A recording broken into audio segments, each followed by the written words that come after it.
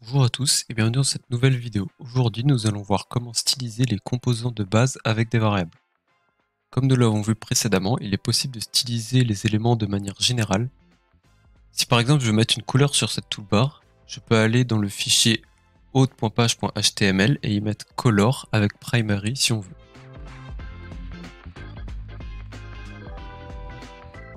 Lorsque l'on fait ça, Ionic est assez intelligent pour mettre le texte dans la couleur de contraste adaptée, ici en blanc. La couleur de contraste peut être retrouvée ici sur notre page variable.css. Une fois que l'on se connecte, on peut voir que la prochaine toolbar n'a pas de background car ce qu'on a fait s'applique uniquement à la toolbar de la page de notification et non à toutes les toolbars de l'application. Si on va dans la doc d'Ionic dans la catégorie Themes et que l'on descend, on peut voir les possibilités d'application des couleurs avec des variables dont Ionic connaît l'existence et attend de les voir pour les appliquer. Les variables qui nous intéressent ici sont celles en rapport avec la toolbar, c'est-à-dire celles pour le background et la couleur qui s'occupe de changer la couleur du contenu, soit le texte.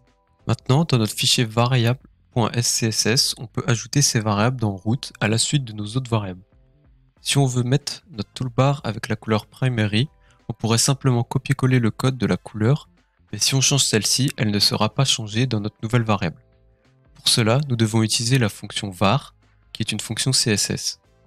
Et dans var, on peut coller la variable que l'on veut. Ici, nous allons mettre celle de la couleur primary, mais si nécessaire, on pourrait mettre une classe CSS personnelle, ça n'a pas d'importance.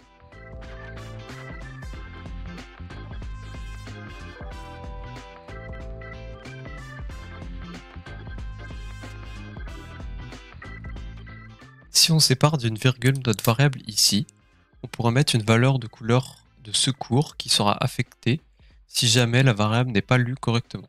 Une fois rechargée, on peut voir que Ionic n'affiche plus le texte en blanc car on ne lui a pas indiqué. C'est ici que les autres variables de la toolbar vont être utiles, comme la toolbar color. Pour le contraste, comme dit précédemment, nous utilisons du blanc comme indiqué ici. Nous allons donc répéter l'opération précédente en mettant la variable toolbar color avec une var de primary contrast.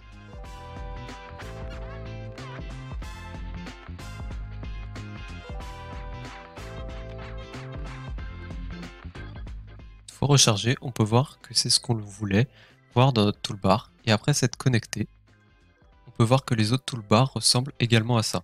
Nous pouvons ajouter que même si actuellement nous avons paramétré de manière globale des couleurs à notre toolbar, si nous retournons sur notre page d'authentification et que l'on met color secondary, celle-ci s'appliquera par-dessus nos variables globales. C'est tout pour aujourd'hui, la prochaine fois nous ajouterons des règles CSS personnalisées.